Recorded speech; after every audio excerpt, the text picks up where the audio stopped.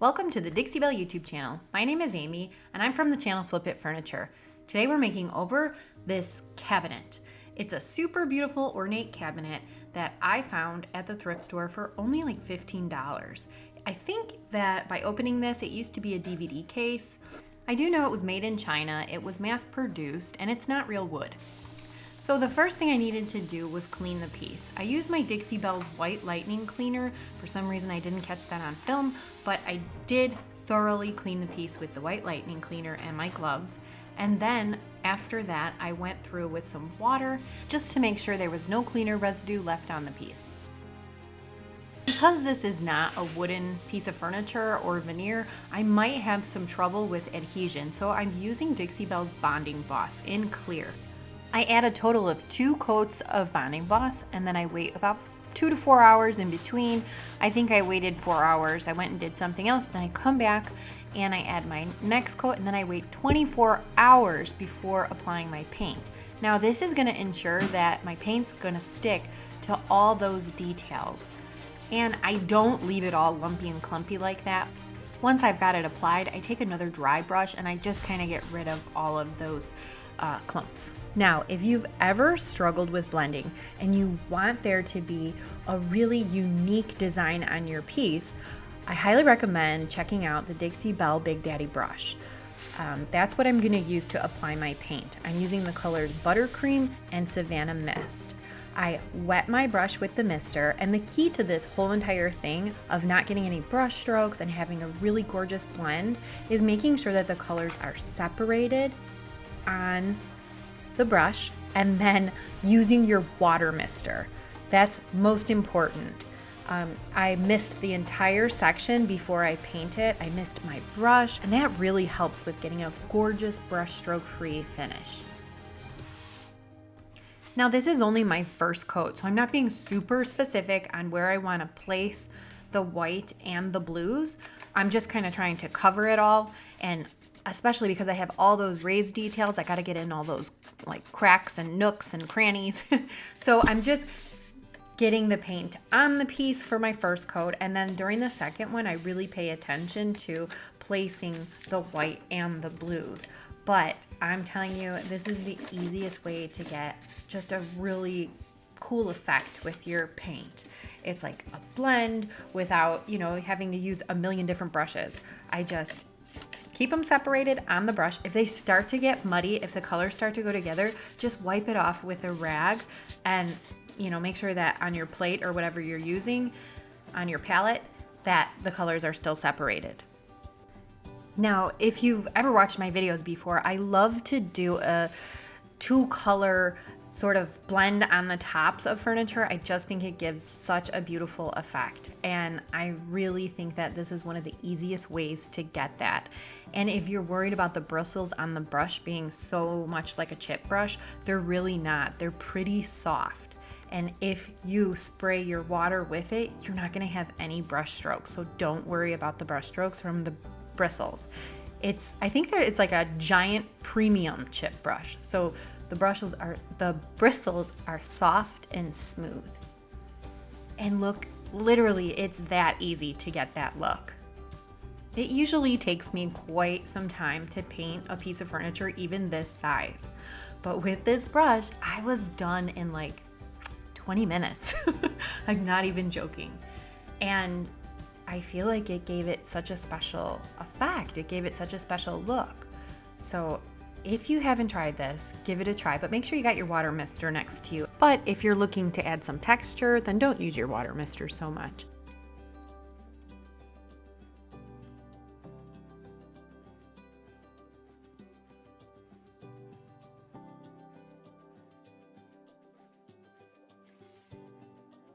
Now here I'm applying my second coat, and I'm gonna be a little bit more specific on where I want the white and the blue to go. The first coat, it always looks kind of messy, no matter what, even when you're just painting with a solid color. The first coat, it's never great, but on your second coat, that's where you wanna perfect everything because that's how it's gonna look once you're done.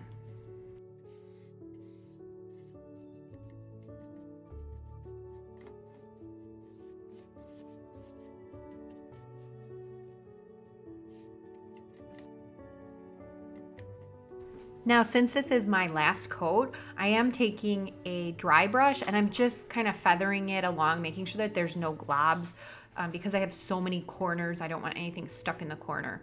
And I do want to make sure that it's blended and that everything looks nice and smoothed out.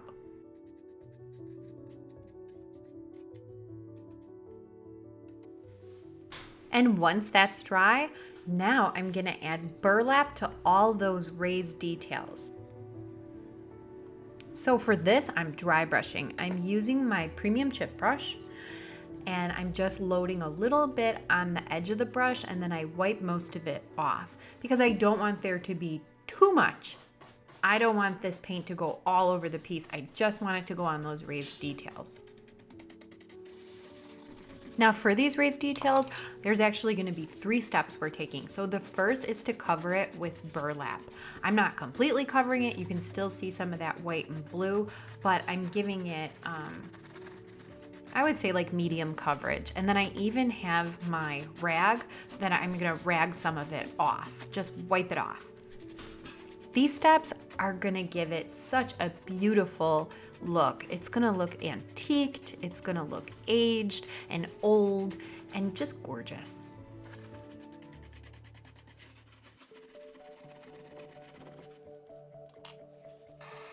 Now I swear, it takes so long to do a piece of furniture because I'm always waiting for paint to dry. So instead I just grab my heat gun and I'm blasting it so that I can do the next step and I don't have to wait, an hour in between. My next step is to add a clear coat in satin. I'm doing this because I plan to add some glaze to the raised details and maybe into the corners. I just want that aged antique look to, and I want these details to really pop. So a glaze is gonna help that, but I need to seal it first so that when I wipe back my glaze, it comes off really easy.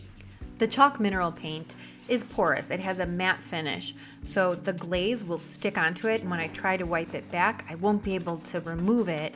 It'll be hard and it'll just kind of dirty the piece, and I don't want that. So adding this satin finish makes it smooth and I can wipe it off where I want with ease.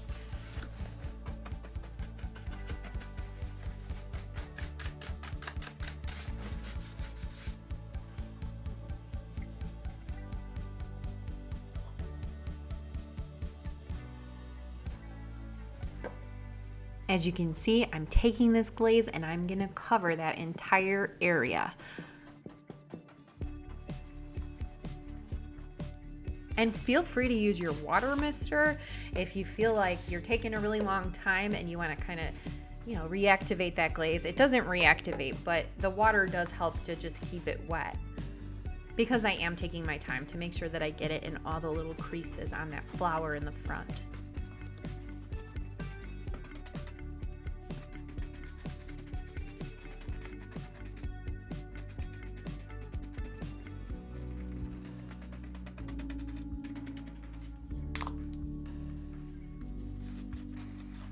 And look at how easy this comes off with the rag, and that's because we sealed it first.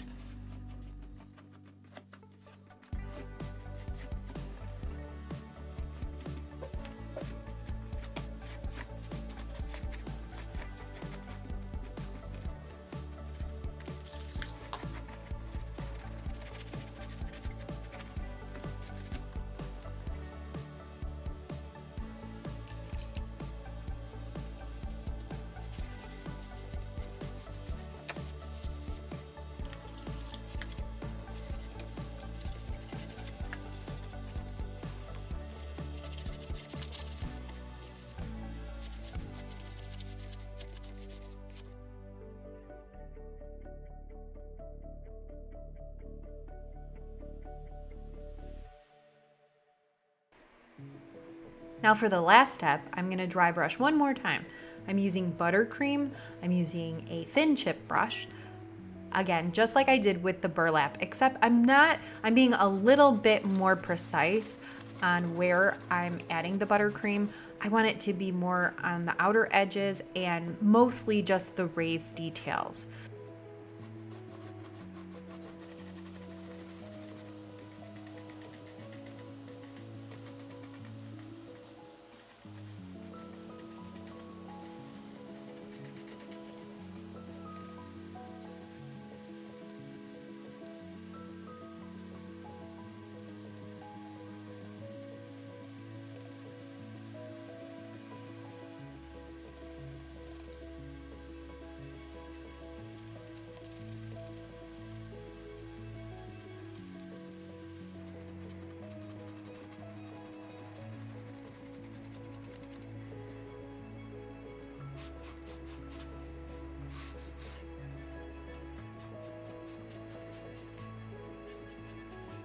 Now I'm taking the buttercream and I'm gonna dry brush it onto the trim, on all of the edges, any of the corners, and even the knobs.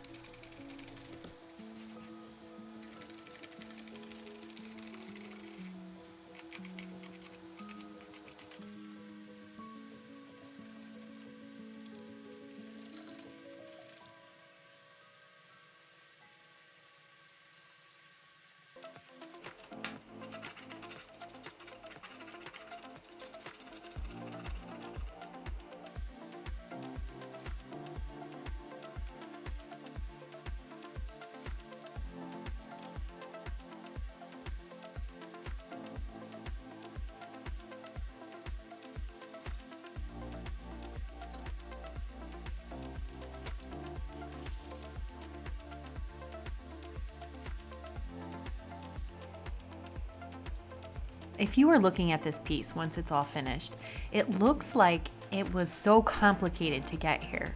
But I love breaking it down so that you can see really we're not using any special products. It's just paint, a couple brushes, a water mister, just learning a couple techniques, and you can really make a work of art. You can do this with any color combination.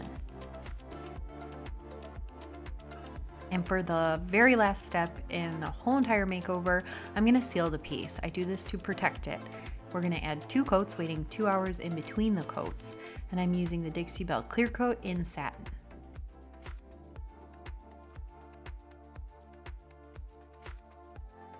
And again, I don't wanna leave any clumps or drips from my sealer. So once I apply it, I go back with a dry brush and I just get rid of any of the excess.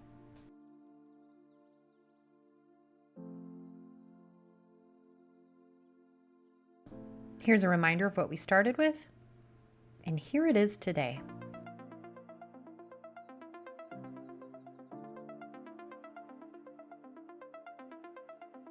I just love how the glaze brings all those details out. We wouldn't have seen them unless we dry brushed and we glazed.